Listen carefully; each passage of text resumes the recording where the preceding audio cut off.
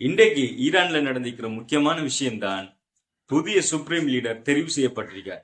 இந்த புதிய supreme leader யார்? முஜதபா கமேனி. முஜதபா கமேனி இவரோட பேர் தான் இப்ப கொஞ்ச நாளைக்கு இந்த போர்க்காலத்துல பேச்சுப்பட போகுது. ஏன்னு சொன்னா இந்த முஜதபா கமேனி என்பவர் மரணித்த முன்னாள் சுப்ரீம் லீடர் ஆயத்துல்லா அலி கமேனியினுடைய மகன்.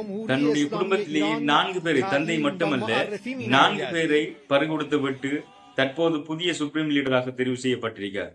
இதனாலேயே அரசியல் ஆய்வாளர்கள் என்ன சொல்றாங்க அப்படின்னு சொன்னா, இந்த போர் உடனே நிற்பது மிகவும் சிரமம். ஏனென்றா வந்திருக்கிறது புதிய சுப்ரீம் லீடர் மட்டுமல்ல, அமெரிக்காவினால் கொல்லப்பட்ட சுப்ரீம் லீடருடைய மகன் என்பதனால்.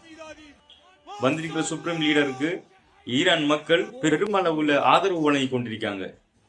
ஈரானுடைய சுப்ரீம் லீடர் தெரிவு செய்யப்பட்ட விடயம் நாட்டினுடைய அரசியல் கட்டமைப்பு ஒரு வித்தியாசமான நடைமுறை. உதாரணமாக அங்க ஆட்சி எப்படி இருக்குன்னு சொன்னா, ராணுவம் ஒரு தனி பார்ட்டியா இருக்கும். பிறகு அரசியல் பிரசிடென்ட், ஜனாதிபதி வரைக்கும் அரசியல் கட்சி ஒரு தனி பகுதியா இருக்கும். மார்க்க தலைவர்கள், அதாவது ரிலிஜியஸ் கூட்டணி அது தனியா இருக்கும். ஆனா இவங்க 3 பேரும் சேர்ந்து மொத்தமாகவே சுப்ரீம் லீடருக்கு கீழே தான் இருப்பாங்க. எந்த முடிவு எடுக்கிறதாக இருந்தாலும் அது சுப்ரீம் லீடருக்கு கீழே தான் அந்த முடிவு எடுக்கப்படும். அது மட்டும் இல்ல, இப்ப ஈரானோட ரஷ்யாவும் கைகோர்த்திருக்கிறதால அமெரிக்காவுக்கு இது பெரிய தலையீடியாவே உள்ளது.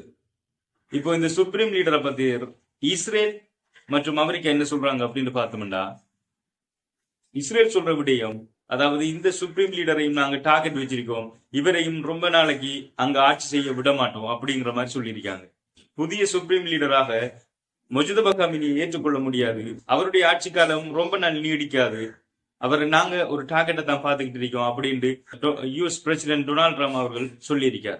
இந்த போரோட மிகப்பெரிய விளைவு தான் இப்போ உலக சந்தையில கச்சா எண்ணெயுடைய விலை மிகவும் அதிபயங்கரமா கூடிக்கொண்டிருக்கின்றது. உலக சந்தையில ஒரு பேரல் கச்சா எண்ணெயுடைய விலை $100 இருந்து $119 வரைக்கும் உயர்ந்திருக்குது.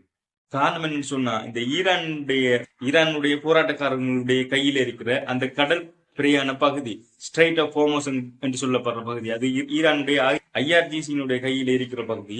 இந்த பாதையினால் தான் உலகத்தினுடைய கச்சா எண்ணெய்கள்ல 20% பகுதி இந்த பாதையினால் தான் டிரான்ஸ்போர்ட் ஆகுது. இப்போ அந்த பாதை தடுப்பட்டதுனால கச்சா எண்ணெயினுடைய விலை மிக பயங்கரமாக அதிகரித்து கொண்டு வருது. இந்த போர் ஆரம்பித்து 10வது நாள்ல நடந்த முக்கியமான விடயம் இது. பார்க்கலாம், புதிய சுப்ரீம் லீடர் தெரிவிக்கு பிறகு நிறைய மாற்றங்கள் இந்த போர்ல வரும் என்று நம்பலாம். தொடர்ந்து மேம்பட்டு இணைந்திருங்கள்.